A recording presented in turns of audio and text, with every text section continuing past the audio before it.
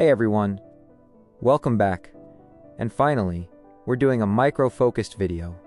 But this time, it's not about junglers or mid laners. Today, I'm talking to all my Clash Lane players out there, because I realized I haven't covered this role nearly enough. So in this video, I'm picking 5 Clash Lane heroes and breaking down some of their hidden or often overlooked mechanics that you can actually use in real matches to outplay your opponents. As a Clash Laner, winning your lane is part of your job, and micro-execution plays a massive role in that. Sure, having strong macro knowledge like picking meta Clash Laners or having solid map awareness is awesome, but if you don't pair it with top-tier mechanical execution, you're never going to stand out. That's where these micro-level details come in. They might not always apply, but when the right moment hits, they can give you exactly the advantage you need to win a trade, a skirmish, or even the entire lane. For this video, I won't be going in any specific order. We're just going to pick 5 Clash Lane heroes at random, and talk about their secret mechanics one by one. So without wasting any more time, let's roll the intro.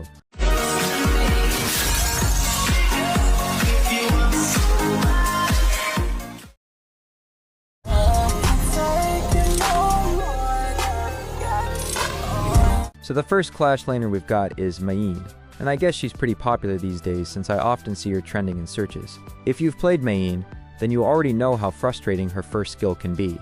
You use her skill 1, follow it up with the enhanced version to knock enemies up, but because the enhanced version reveals your landing spot with that big casting indicator, most opponents just see it coming and easily sidestep it. So you might wonder, is there any way to avoid giving away your jumping target? Well, yes. Here's a little known trick. When you're hiding inside a bush and standing close to a wall, use Mayen's first skill. Since you're too close to the wall, you won't actually dash through it. Instead, you'll just stay in the same place, but your enhanced state will still activate. Now here's the interesting part. When you aim the enhanced skill 1 from inside that bush, the enemy won't see any indicator revealing where you're about to land. No circles, no warnings, a completely surprise knockup. This is especially useful in the late game when enemies gather near epic monsters. Instead of blinking in from open space, just hide quietly in a bush near the wall, wait until they group up, and boom, jump in and CC them before they can react. It's a great way to catch the enemy team completely off guard and set up a winning team fight. The second trick is a sneaky bush scouting method using her passive. If you've ever noticed, when Mayen uses her first skill, the next one becomes enhanced, and the duration of this enhanced state lasts longer when there are enemy heroes nearby.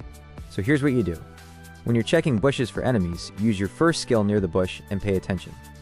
If the enhanced state timer lasts longer than usual, that means there's someone hiding in there.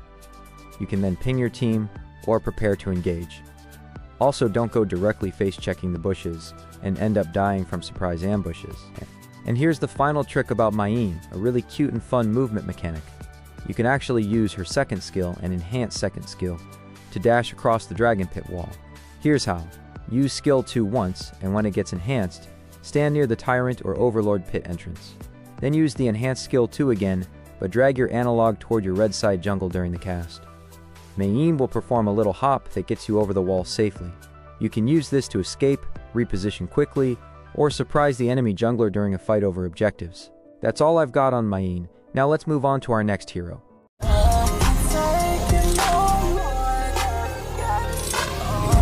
Did you know that Bai Qi's ultimate, even though it doesn't have direct healing effects, can actually help him recover more HP in certain situations? It works when you're low on health. Instead of walking over to pick up healing dew normally, try jumping onto it using your ultimate. This way, you get a boosted heal from picking it up mid-ult. Next up, let's talk about Bai Qi's second skill. Usually it's pretty easy for enemies to dodge, which lowers its impact, but there's a trick to make it much harder to predict. If you cast skill 2 into a wall, the projectile goes invisible for a moment before popping out and pulling enemies toward Bai Qi. This is especially strong when planning a gank or baiting enemies near walls. You can also use it to speed up jungling, although I don't really recommend playing Bai Qi as a jungler. Here's a simple but effective tip. Scouting bushes. Bai Qi's passive restores some energy if his skill 1 lands on an enemy, so if you cast skill 1 toward a bush and see that your energy increases, that means someone's hiding there. Use this trick to get free vision without walking into danger. Finally, let's clear up a common misconception about Bai Qi's ultimate. The in-game description shows a chart that makes it look like the ultimate's taunt duration scales with level, but that's actually incorrect. Its taunt duration only scales with max HP. That means a low-level Bai Qi with high HP can taunt enemies longer than a high-level Bai Qi with less HP. And that about wraps it up for Bai Qi. Let's move on to the next hero.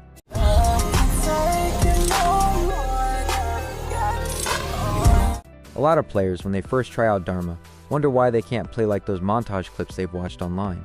Even after learning his skills and understanding his basic playstyle, they still fail to land proper kills or set up clean combos. The reason is simple. You probably still don't fully understand his ultimate. Sure, you know you're supposed to kick the enemy into a wall to stun them and follow up with combos. That's the right idea. But here's what most people overlook. Have you ever paid attention to the distance between the target and the wall before using your ult? That distance matters a lot. The farther Dharma's ultimate travels while carrying the enemy, the longer the stun duration will be when they hit the wall. If the enemy is too close to the wall and you ult them, they'll barely get stunned and they may just escape using their skills. So next time, be mindful of positioning and use that geometry brain.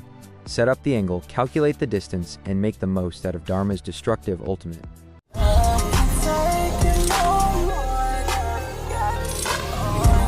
I really like Mulan, so let me share a few simple but powerful tricks that can make a big difference in your gameplay. First, when you're in her enhanced state and use her Skill 1, there's a great way to prevent enemies from running away.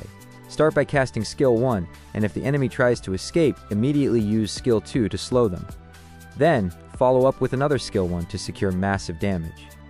This combo is great for burst execution in duels or skirmishes. Next, did you know that Mulan can gain up to 80% damage reduction when her Skill 1 is timed perfectly? If you activate her Skill 1 right as you're about to take damage, she'll drastically reduce the incoming burst and survive stuff that would otherwise kill her. Keep this in mind whenever you're fighting high damage enemies. It can literally save your life. Also, on the bot lane, there's a specific wall that Mulan can dash through using her normal Skill 1. Just walk up close to the wall, aim your analog upward, and then use Skill 1. You'll dash right through.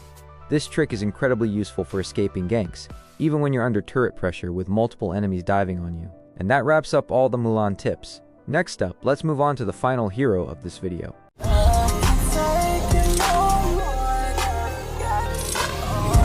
And now for something truly adorable with Guan Yu that I've been saving for the end. You probably know that when heroes are low on HP and enter a bush, they slowly regenerate health, right? Well, Guan Yu works the same way, but with a really cute twist. Unlike other heroes who need to step inside the bush to heal, Guan Yu just needs to stand near it. And then comes the cutest part. His horse starts eating the grass near the bushes, and as it munches away, Guan Yu gradually recovers a significant amount of health. It's like his horse is snacking to help him heal. This tiny detail is not only charming, but also can help you not lose any gold and experience from the minions as you stand close to them while recovering health. A small but super sweet detail, and that's why I saved it for last. And that's it for this video, lads. These heroes still have plenty of advanced mechanics to dive into, but I'm saving the rest for the separate in-depth guides I'll be making on each one. I hope you enjoyed the video, and if you did, please consider hyping it up and dropping a like. Don't forget to subscribe to join my amazing W subscribers family. We've got a goal to reach 5,000 subscribers before the year ends, so let's make it happen. If you've got any questions or hero requests, drop them in the comments below. Share this video with your friends or in your group chats. I'll see you in the next one. Love y'all.